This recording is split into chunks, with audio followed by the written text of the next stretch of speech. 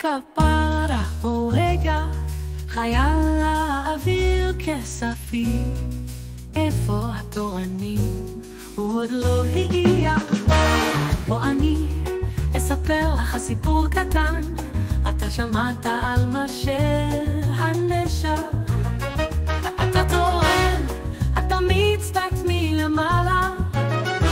ברגע שהוא קם אתה טורף אותו כמו ענק. לא אגם ולא נחל,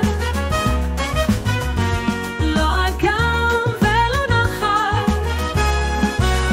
הם משחקים עם ידיים, אתה רוצה לפגוע לי בפרנסה.